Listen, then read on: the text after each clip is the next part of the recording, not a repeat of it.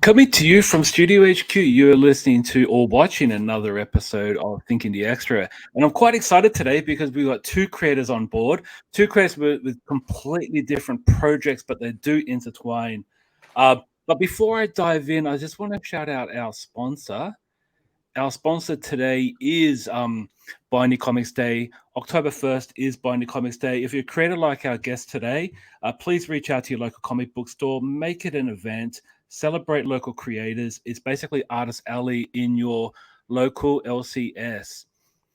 I'm quite excited because we all know of crowdfunding projects. We think about Kickstarter or Indiegogo. We've got another player in the game. I've actually got one of the creators of this amazing new crowdfunding scheme. That is David Barach. Welcome, David. Thank you so much for joining us. Yeah, thanks, Dodgy. Pleasure to be here. I'm really excited because it's nice to see a new player in the game. It's really nice to see that I've heard feedback from Crowdfundr even before the launch, and nothing but praise or about how much you talk or your company talks to the creators, listening to them, giving them this extra set of ears. But before I talk about Crowdfundr, you're also the president of Connection Point. Can you please just educate us on what Connection Point is and how it connects to Crowdfundr? Yeah, absolutely. So Connection Point is a company that's been around for about 12 years. And we started out crowdfunding with our premier platform, which is called Fundraiser. It started out as a fund anything, fund everything kind of platform. And we found that we had creators coming, we had people coming in to fund all kinds of projects. They could have been personal projects related to healthcare, other social good projects, sports groups, nonprofits, and creators were there too. Over time, what we were seeing is that we had more and more of our campaigns were really social good oriented, and the platform felt less at home for creators.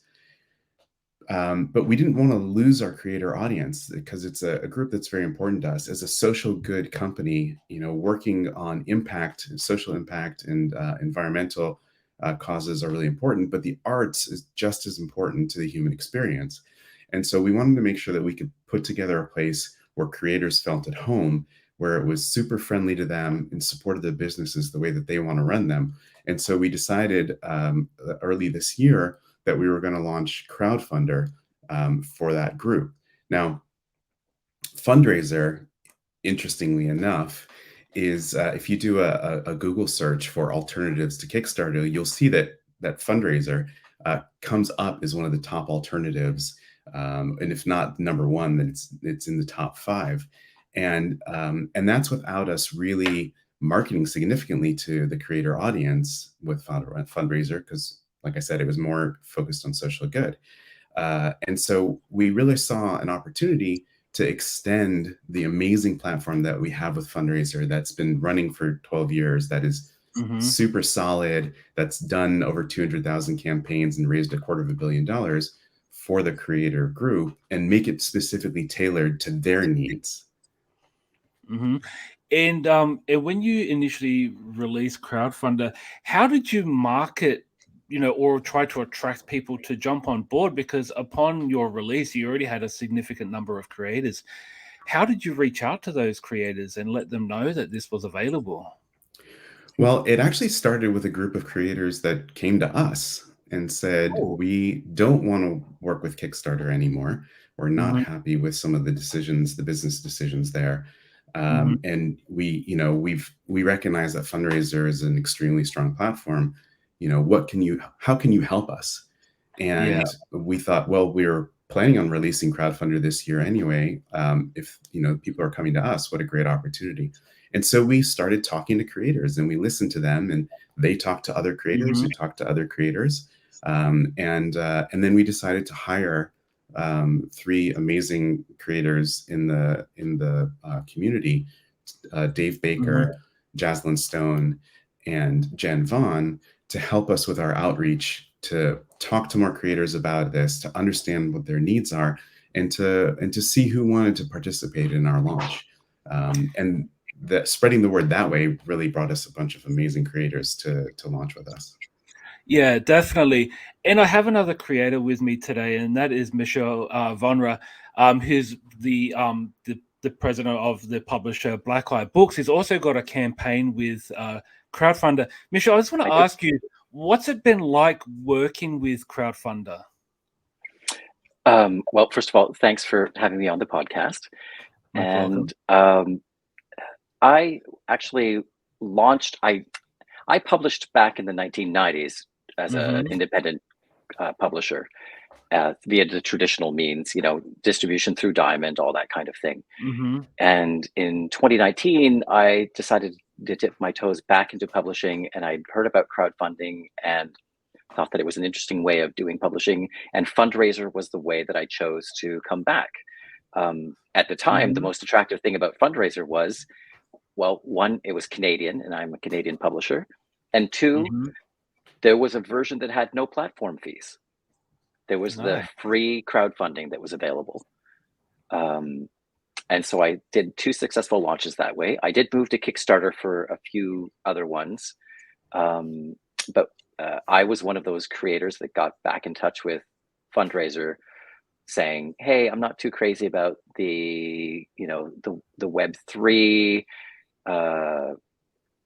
side of what they're exploring over at Kickstarter. What kind of things could be done to bring some of the features that we like from Kickstarter into fundraiser?" And it was fortuitous timing, because that brought forward the fact that, well, actually they were looking to launch a more creator focused flavor of fundraiser. And to my surprise, after having a long chat with the CEO, Daryl, over at Connection Point, I had maybe an hour-long talk with him and outlined a bunch of the features that I thought could be improved or implemented or whatever, a real long wish list. And I was probably going to use the platform moving forward regardless, but I kind of thought, well, you talk to people, they say great idea, nothing happens. Yeah. And 3 weeks later, maybe like a third or half of the things from the list that I had proposed had already been implemented. Yeah, without too much communication, right? Yeah, and so knowing that as a creator on their platform, or a publisher on their platform, that people like the CEO and the president are willing to sit down and chat with you, listen, respond to emails, make suggestions. That was very refreshing to know that the people behind the platform are part of the community. Yeah, that's insane. I'm just hearing that. I'm like, it's like buying an iPhone, and then Steve Jobs personally emailing you asking how was your service, or do you know what I mean? It seriously is. It seriously is. Yeah. And so I have nothing but amazing things to say about the team at Crowdfundr/fundraiser. It's been a great experience, and they really do listen. That's just this. It's the simplest thing. Of course, not everything you're going to say that you want to have is going to be like, oh yes, we're going to implement that right away. But you do get a sense that we're being heard, and that things are being considered. And if they can be implemented, they get implemented if it makes sense.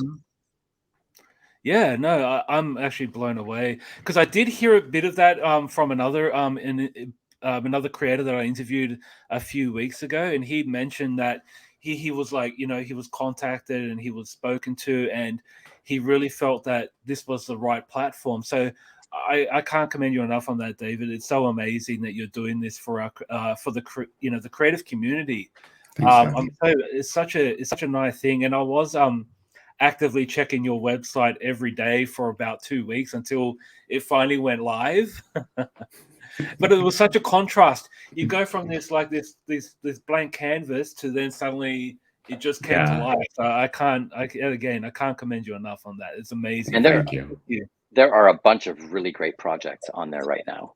Oh yes. Yes, I encourage people to check them out and to support them. There's some amazing creators there, and I was really blown away by the quality of the work.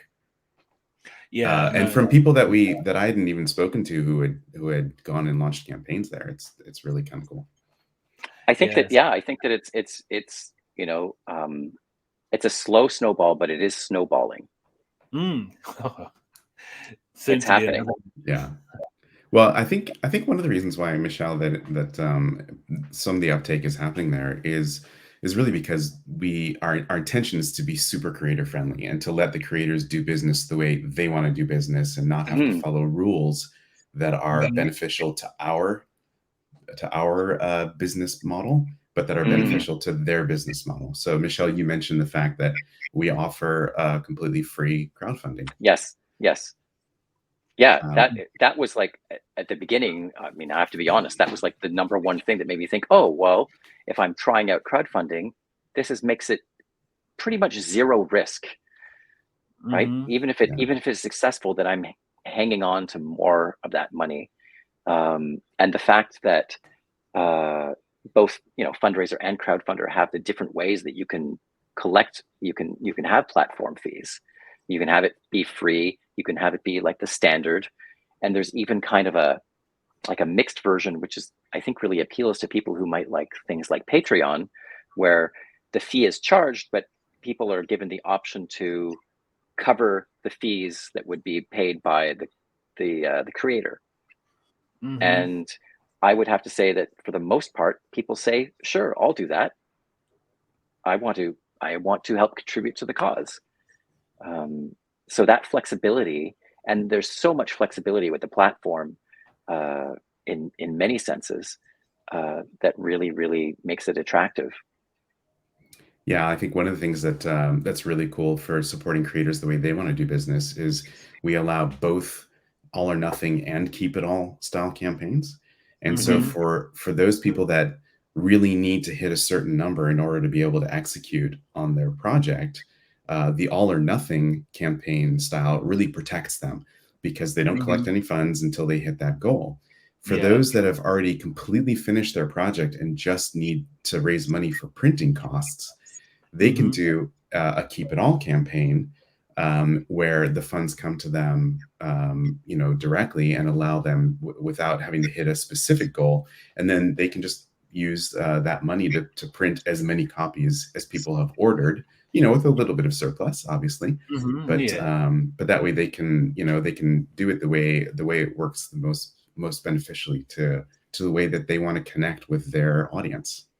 Well, That's and another amazing. thing that I really appreciated was the way, and this was something that I didn't know when I first launched my very first fundraiser, is that deadline day is kind of like the deadline if you have like a goal. Hmm. Mhm. The page still stays up there for as long as you want it to until you say end campaign. Like you could still be collecting funds on it past that deadline date. And it's great for me because invariably there will be people who, you have a campaign that runs for 30 days, and on day 32, you'll have those people saying, oh, I I just missed heard about out. this. Yeah. Yeah, I missed out. Like, damn it.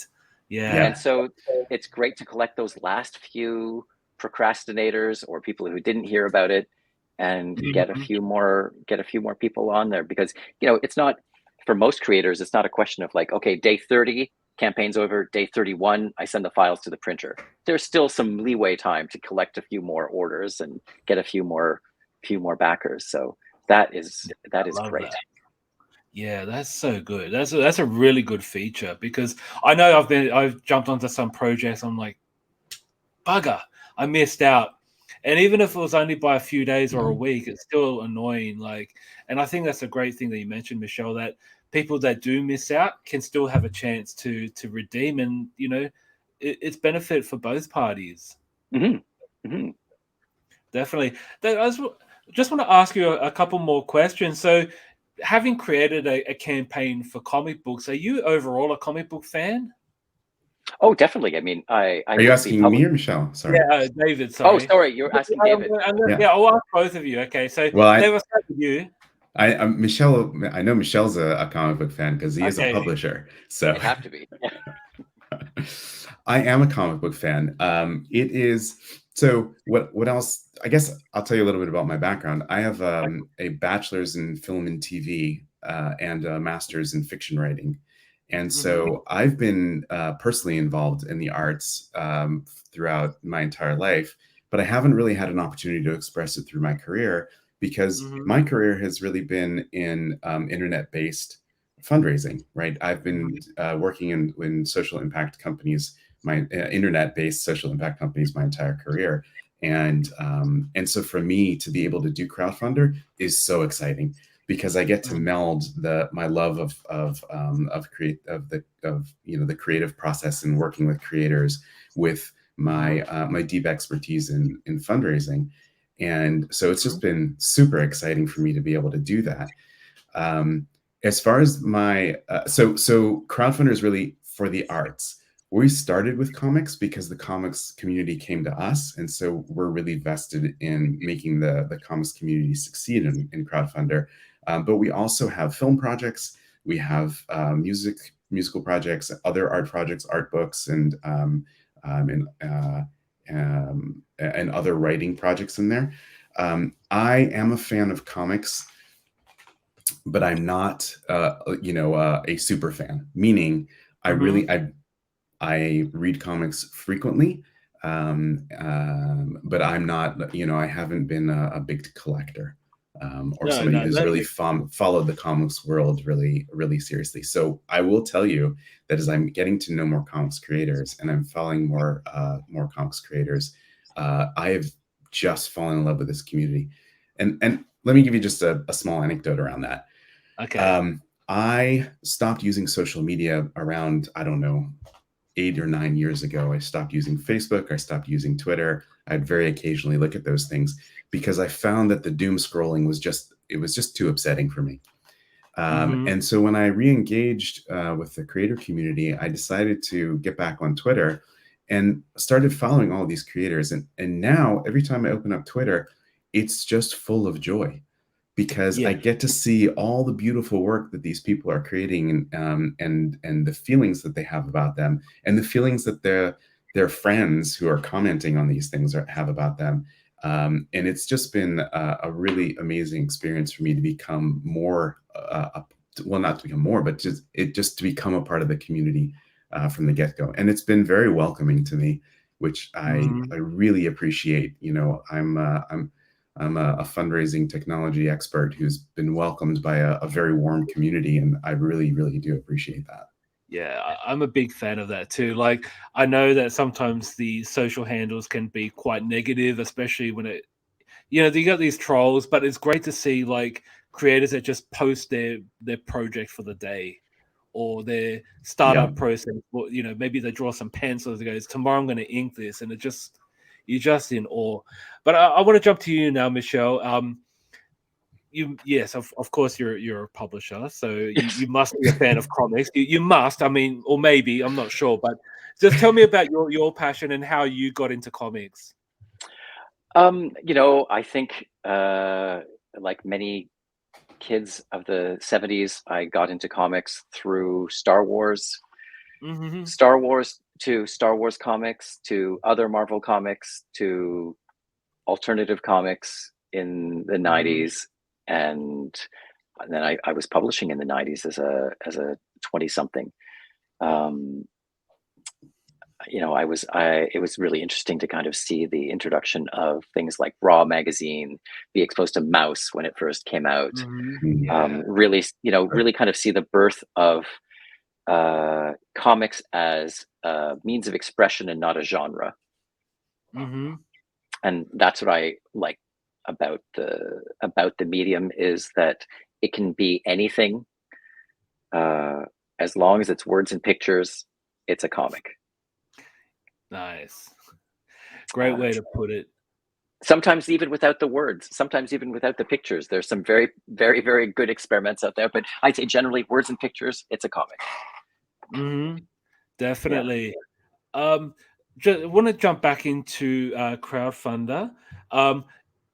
David, I just want to ask you, like, you've sustained this launch. You've got it now like a couple of weeks in progression, but what is your goal overall? Where would you like to see yourself or see Crowdfundr in, say, the next 2 years? So I would love for Crowdfundr to be the platform of choice for creators. I do think that we really have a much friendlier attitude about the way that they want to crowdfund. We also set up a community for them called the Creator Hub, which is linked from Crowdfundr. And that's a place where creators can come together to talk about the entire process, not just the crowdfunding, but the beginning, the collaboration, the creative process, then crowdfunding, promotion, fulfillment, production and fulfillment, all those aspects of it, so that there's a place for them to meet and talk about these things and get ideas from each other. So I'd love to see people participating, even if they're not crowdfunding with us, participating in the Creator Hub and just being part of that community. What I'd really love for Crowdfundr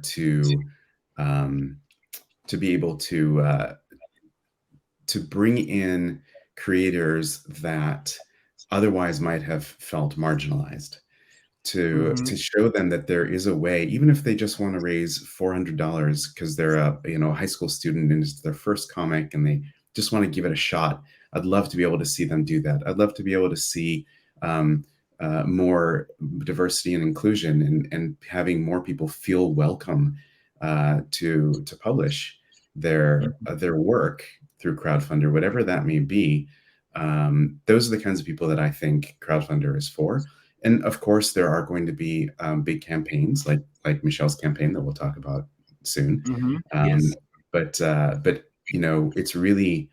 it's the place where people can feel free to start commercializing, or to dip their toes into ways to fund their passions. That's what I'd like people to when they think of Crowdfundr, that's what I'd like them to be able to think of. Fantastic. And this really warmed my heart. I'm looking at a page right now, and I just see this illustrated logo, or if that's what you call it. Yep. I think it's so original that you allowed this. We didn't just allow this. We commissioned this art. We paid all of these creators. We pay creators who, if they want to put up, there it says it's called a doodle, but we're starting to call them Crowdfundr variants. If they want to send us a Crowdfundr variant, we will pay them for it, and we will put it up there. And if they're running a campaign like this one, Phil Chapman is running a campaign with us.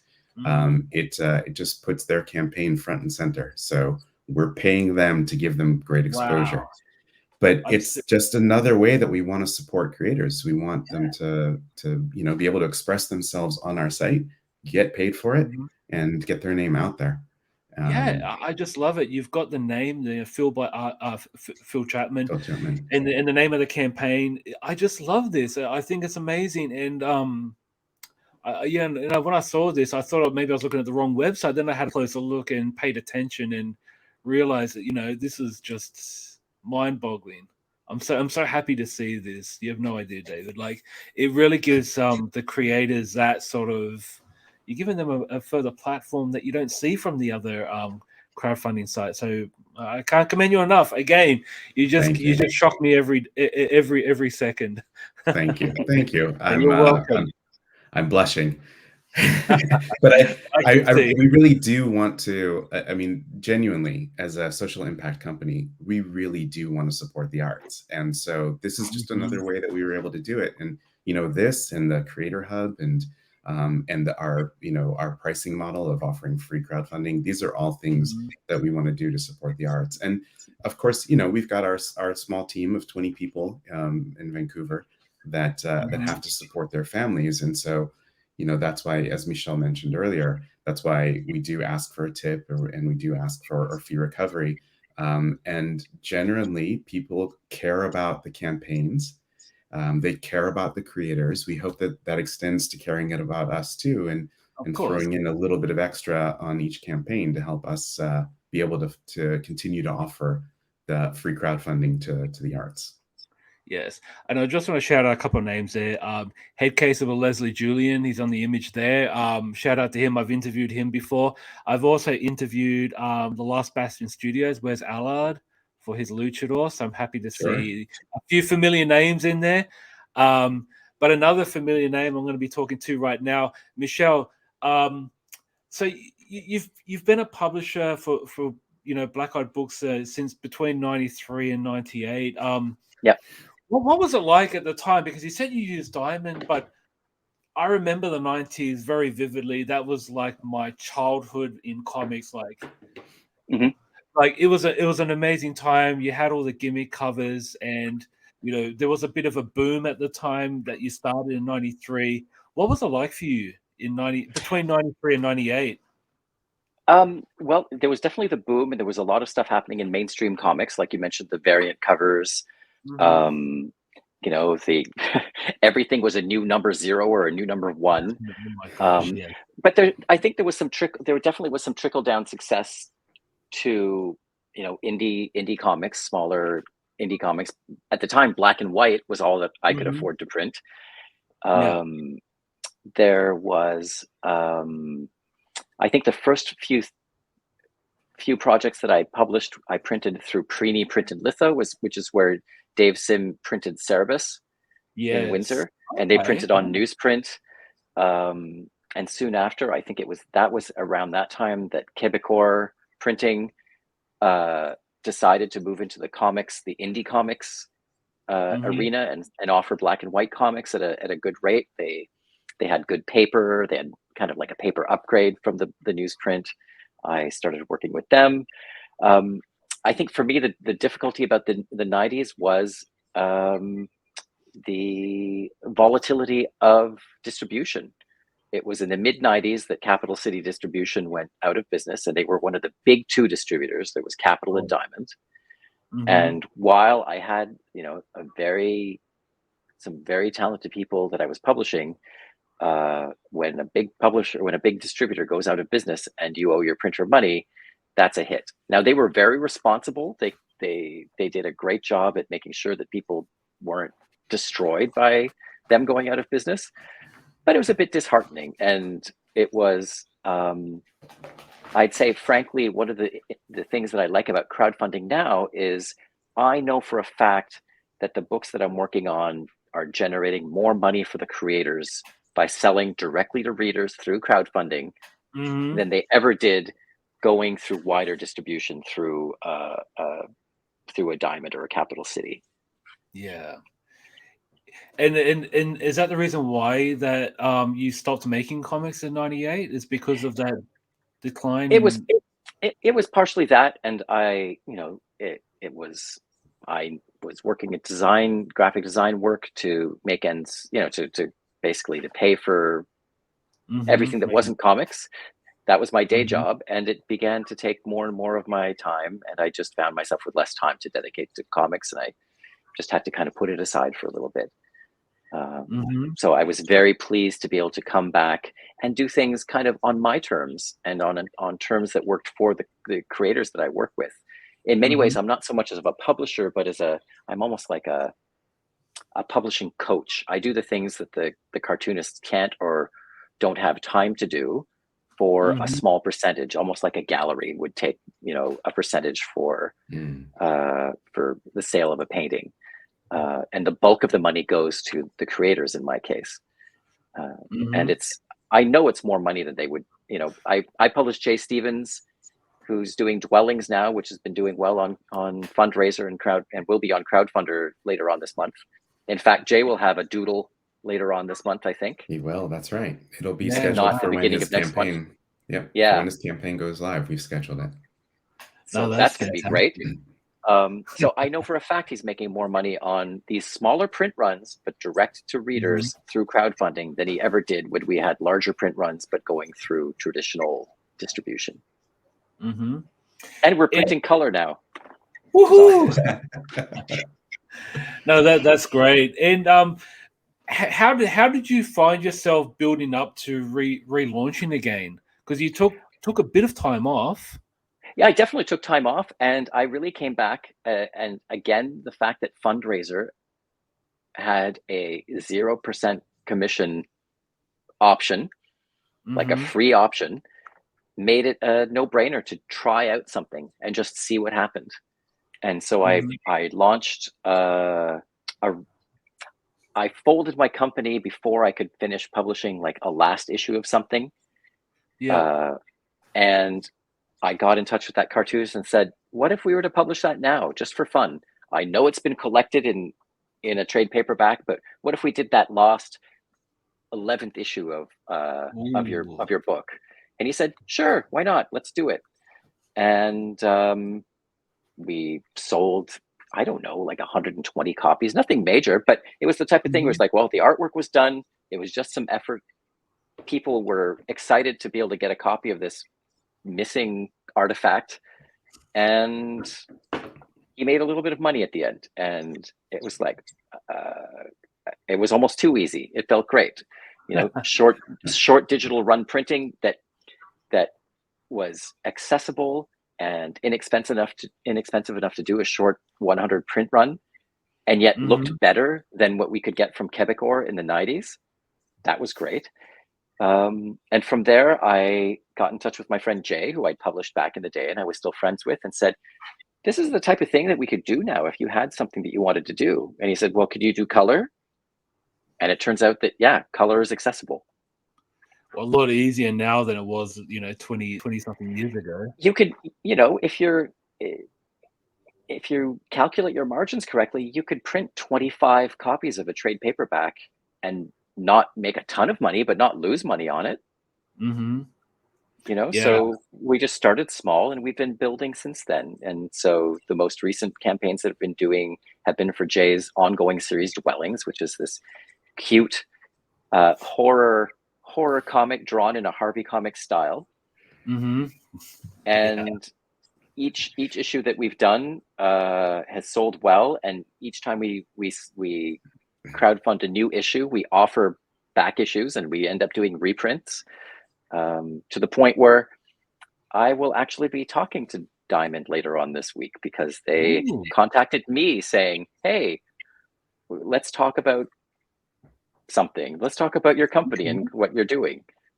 So I think there might be a way moving forward in the future to do a hybrid of launching things on crowdfunding, selling them directly to readers to get that big influx of money for the creator, and then maybe have them distributed more widely at less of a profit, but then it's just kind of gravy on top of the original amount.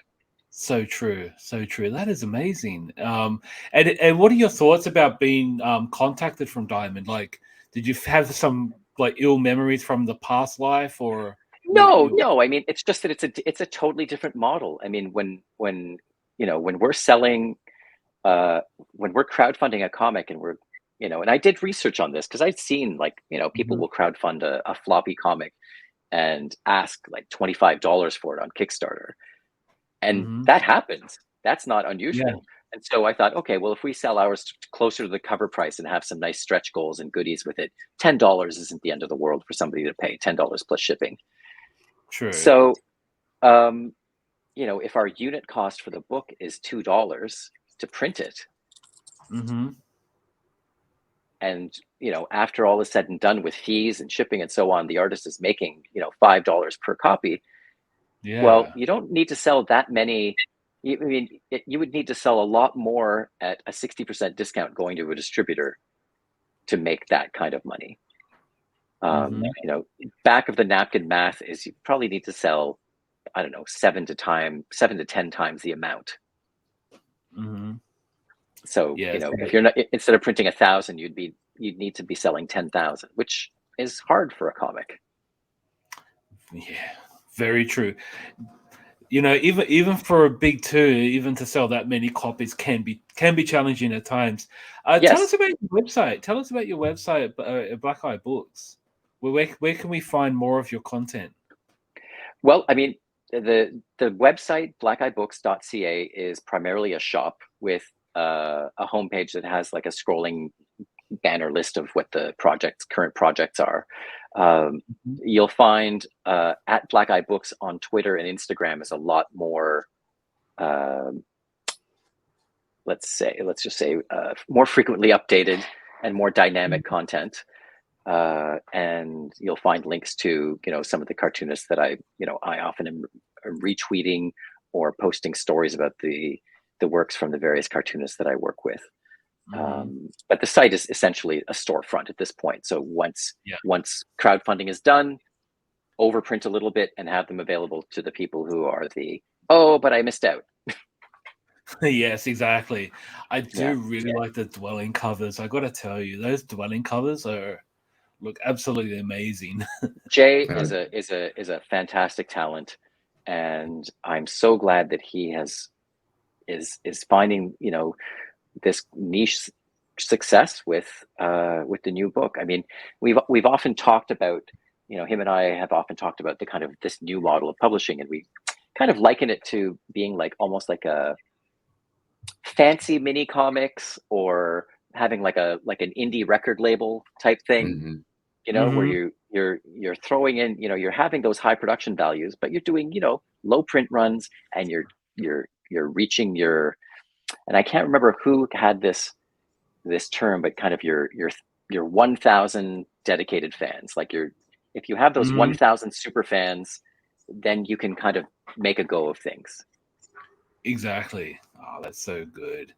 Okay, and now I'm going to be talking about the new project, That Distant Fire, written by J.R Hughto with art by sorry, his name just Curt Merlo. Curt Merlo. Yes. Please tell the fans out there why we should pick up this book. First of all, it is a stunning book. I mean, all you have to do is go to the page on Crowdfundr, crowdfundr.com / Distant Fire, and you will see just the amazing artwork that Curt has put together. These guys are both really great talents. JR is a screenwriter and a filmmaker, and his friend Curt is a fantastic illustrator. And I think that initially the idea for JR was to try to get this made as a movie. And then he started chatting with his friend about, what if we were to make it into a comic? And they have been serializing the comic online for free. People can go online and read the whole book for free at thatdistantfire.com. But the print version, I think, is there's something about just having it in print and in hand that makes it just a little bit more of an intimate experience. The story itself is a near future kind of dystopian sci-fi tale with a little bit of a socialist bent to it. It's a great story. It could, you know, I could almost imagine it's like a Black Mirror type story. Gorgeously illustrated. I can't say how there are so many beautiful panels and splash pages in this thing. One of the great things on the Crowdfundr page is we have at one of the tiers you can actually get a set of postcards where Curt had envisioned what the book would look like if the chapters were individual comics, and he created covers for each comic, and we've decided to have those available as a postcard set that you can order, and those illustrations alone are just stunning. I love the aesthetic of this. When I first saw them posting things on Instagram, I immediately got this kind of like Blade Runner, Ridley Scott type aesthetic from it. Each chapter has a prominent primary color. We were looking at the first chapter here, which is green, and then every once in a while it'll be punctuated with a little bit of red to kind of hint at that idea of that distant fire coming, which will be a line that you read later on in the book. And so each chapter is a season, and they all have their own primary color, but always that red as a secondary. And I mean, look at those pages. They're just gorgeous work. No, absolutely. And I do appreciate it. Almost feels like a black and white book, but you can't say it's black and white because you have the green in there. But I just love that two-tone. Like it's just amazing. I love it. Great color sense. Curt has Michel sent me this. When Michel sent me this book before the campaign was going to launch, I was just blown away. It's such a beautiful book. And the story is also just kind of hauntingly beautiful, and it's the kind of story that I love, in that it really challenges you. It's not the kind of story that it's not fluff. It's something that when you read it, it absolutely makes you think, and makes you dig deep. And I really appreciated that. I thought it was amazing. I love originality. When you see a book that just looks not like something you've seen before, I really dig that. I think you're right. It has that Blade Runner feel to it. It really does. Yeah, I think that's the thing that I appreciated too, is that while you can see some of the influences, it's not like it's aping that style. True. And I mean, it could have been done in a completely different way, but it may not have the same effect. Yeah. How did you reach out to? I'm sorry, Michelle. Please continue.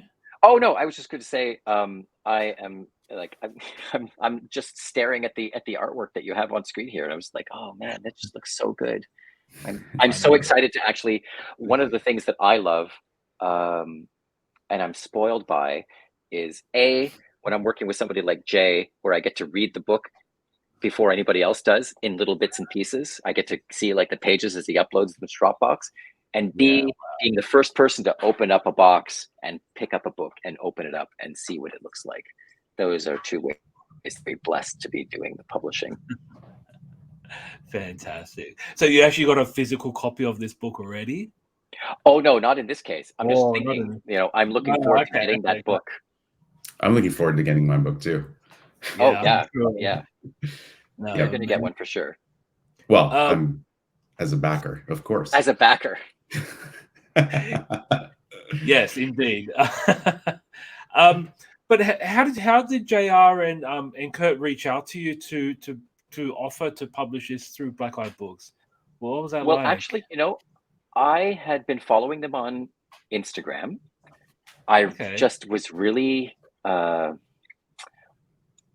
will have to say, as far as the publisher goes, I don't really have like a mandate. I just see things that resonate, and I get a feeling like, oh, I want to be part of helping that turn into a printed thing.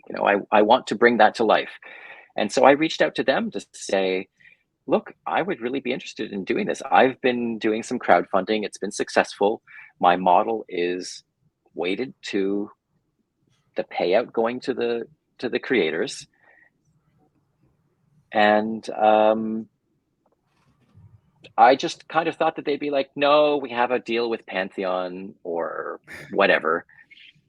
And to my surprise, they came back to me and said, sure, let's talk.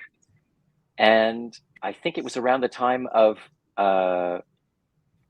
we're starting to move forward, and I think it was around the time of Kickstarter's announcement that I reached out to them to say, look, I just want to let you know that I'm probably not going to be using Kickstarter. There will likely be a bit of a hit to the audience because we don't have the same built-in audience as Kickstarter does with Fundraiser, which is what I thought it would be on. And they said that they, it totally aligned with the message from their book, that they were more interested in a platform that considered things like environmental impact and supporting its community in that way. And so they were all for trying things out with Crowdfundr, and we're very pleased that we were selected to be a launch or like an anchor part of the launch with That Distant Fire. So yeah, they've been great to work with, and this could be the beginning of something great for them.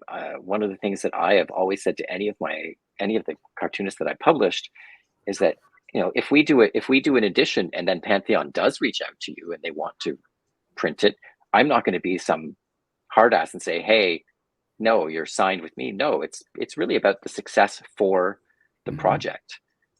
All I want is for as many people to have these books in hand to read and enjoy as possible. I love that. It's such a good method. I really appreciate that. Another thing I really appreciate as well is the fact that you've got the book at $12 Canadian in digital format, because I know shipping can be sometimes a drag, especially where I'm located in the world. Yes. I do love myself some digital comic books because of the fact that, one, I get my hands on it, and I get to enjoy and read it, but also don't have to pay for the shipping. So I really appreciate that. $12 for a 176-page book is a deal. It's a bargain, in my opinion. How important do you think the digital format is for comics? I think that essentially for the same reasons that you mentioned. I know there are some people who I personally like digital comics from a storage standpoint. I read lots of ebooks, and I mean, my day job is a book designer, and I read lots of ebooks. I love books as a physical object. I love comics as a physical object, but I also, don't have infinite space. True. So I believe that digital is great for that. And as you mentioned, some people are in a part of the world where shipping is or can be prohibitively expensive. I do my best to keep my shipping as low as possible. Ironically, being in Canada, shipping things in Canada is one of the most expensive rates. I think in some cases it's cheaper for me to ship things to the UK than it is to ship to Vancouver from Toronto. What? Yeah, because I use a shipping partner that has preferred rates. I'm not shipping Canada Post to the UK. I'm using the shipping partner, and it goes through Post NL, Netherlands Post. Wow. But yeah, there are some people who still, it's not nothing to have to spend $10 on shipping for a book. So having the digital edition is a great way for some people to dip a toe in it. And I've had people who have contacted me afterwards saying, I got the digital edition the first couple of times, but now I want the physical copy. Or they'll reach out and say, I bought this digital edition of the graphic novel. Now I want the real one. I want the physical book to have.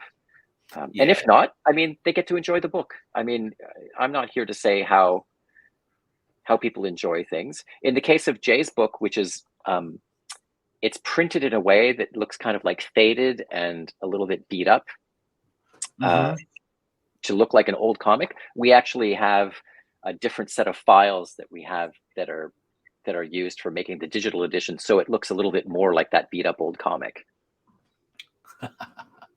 Oh man, that's so awesome. So even if you almost feel like you want to sniff that page, right? I'd say that's the only thing that's missing from the digital printing is there's no new ink smell. Yeah. No, that's the problem. Yeah, but still. It's interesting how you talking about the different experience that comes with it. When I'm reading a book, I prefer to read the digital version. But when it comes to graphic novels and comics, I very much prefer the physical edition. There's something about the beautiful artwork in having it, physically be in the same room with you to experience it in that way. That is, words on a page are words on a page. And they're gorgeous words on a page if you read them digitally or if you read them off of paper. But there's something about the tangible art, being able to hold a comic that for me is just a much more compelling experience. Yeah, I'm a bit like this. Best of both worlds. Yeah, well, it's great to have the option, and I'm not a snob about it. I mean, people enjoy things the way they want to enjoy them, and in all honesty, at the $12 Canadian price point, the digital editions are more profitable because the production cost on it is export as PDF. Yeah, how much does it cost you to click a mouse? That's my question. Exactly, right. I export a file and I put it on Dropbox. Done. There you go. and that's one thing I talk about in our show a lot, especially when I look at some projects and there are no digital copies. I just shake my head because it's a disservice to the people that really want to read it, but just don't have the funds to pay for shipping. Because I do look at some platforms and I'm like, a book's $15, but the actual shipping's like $45. It's really hard to justify. Yes, and having that digital copy, I'm happy to pay $15 for a digital copy if that helps out the creator, helps out the artist that made it, and so forth. It's all about the creator in the end, right? Yeah, and I don't think that, none of the creators that I've worked with have been anti-digital. Mhm. For them, they're just interested in people reading and experiencing their work. Exactly. Mhm. Yeah. Yeah, no doubt about it. Um, if you were to give any hints and tips, I know you've had a bit of a spiral in your comic book career, Michel. What would be some tips for people that either one are trying to make their very first book, or someone trying to start up a publishing company? What would be some of your hot tips? I guess have a healthy mix of realism Hmm. and optimism. Yeah. Um, from a purely practical standpoint, build up your mailing list, Hmm. build up your social media, and build up your mailing list. Mailing list is like one of the number one ways that you can reach people. Uh, Hmm. you are not at the mercy of any algorithm when you're sending out Hmm. an email newsletter. Um, you can do things to make your mailing list compelling. One of the things that I do is continually remind people that here's another great feature of Crowdfundr: coupons. I can give my subscribers, and this would be for anybody who subscribes to the newsletter at www.blackeye.ca, Hmm. subscribe to the newsletter, and you will get, every time a campaign launches, you'll get a 10% off coupon for the first 48 hours of the campaign. So that means you get a discount on your pledge. And so Nice. that's a way that I have to entice people to join the newsletter and to be, Mhm. to be kept apprised of new projects, and they get something out of it too. Nice. And in terms of like in your journey, David, Yeah. what will be some of your hot tips for people that are looking to create a book, and also why choose Crowdfundr? Well, so I can't echo enough what Michelle just said. Mhm. When you're trying to crowdfund, the primary success that you're going to have in crowdfunding is really the audience that's your fans, people that Mhm. have seen your work and support you. And it could be, if with your very first campaign, it might just be your friends and your family, until the word gets a little bit broader. And that's okay. I mean, if your first campaign raises $400 and you get to print 50 copies, that's amazing. Yeah, um, exactly. and you just keep working at it and growing your audience. Stay with your art, believe in it, Mhm. and make sure that you can spread it as far and wide as you can. And one of the best ways to do that is to become part of the community. If you reach out to other creators, befriend them, support them, ask their advice, um, Mhm. ask them to read your stuff and critique it. Just become and support them if they want some Yeah, help exactly. in reading their things too. Becoming or going to conventions and meeting people and talking to them. All of these things help you build your community, and it's really the community that is the starting point of a successful crowdfunding campaign. Yeah. Sure, there are going to be people that will discover you. One of the things that we like to do with Crowdfundr is we like to encourage every supporter to spread the word through their own social media to their own networks. And so you Mhm. get a certain expanded halo effect from that. So your immediate supporters will find new supporters for you and help you grow your audience from there. So really, that there's nothing more important to be able to commercialize your work and to get it in front of larger audiences than to be a part of the community and to build that mailing list that Michelle was talking about. Yeah, no, some great advice there. Now I was going to ask you some fun questions. So, David, what are you watching at the moment? Any particular shows or dramas that you're watching right now? Yes. So I just last night watched the season finale of Star Trek: Strange New Worlds with Mm. my 13-year-old son, who this is his as somebody who's been watching Star Trek since the original series, this is his first Star Trek series.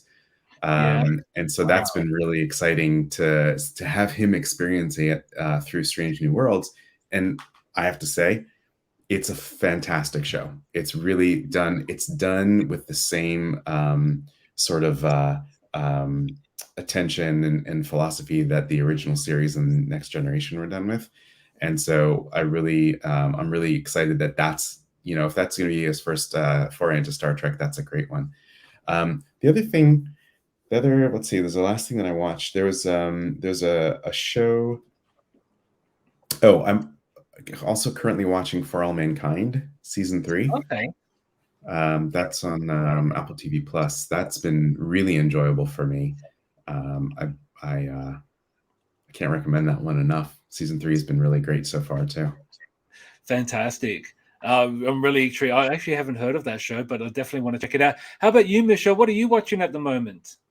I just started. I had started it years ago, and it kind of fell to the wayside. So I just started rewatching Ozark. Okay. On Netflix, which is the Jason Bateman series about an accountant who becomes a money launderer in the Ozarks. And I've been enjoying watching that again. And I watch with my 16-year-old. We've been watching the new season of Stranger Things. Has been surprisingly much better than I expected it would be. I've enjoyed the series, but I really liked the most recent season. And he's been really enjoying watching The Boys. We just started watching it together, I guess, a few weeks ago, and now we're caught up, and we're looking forward to watching that final episode of the latest season together. Yeah. Wow, that's been I love The Boys, but I think this most recent season has been more jaw dropping than anything. It has been crazy. Yes, it really has, undeniably. Hey, no spoilers. I haven't seen it yet. Okay, well, it hasn't been crazy, or has it? I don't know. Yeah. And in terms of music, what do you guys listen to, David? What do you listen to when you're in your creative process?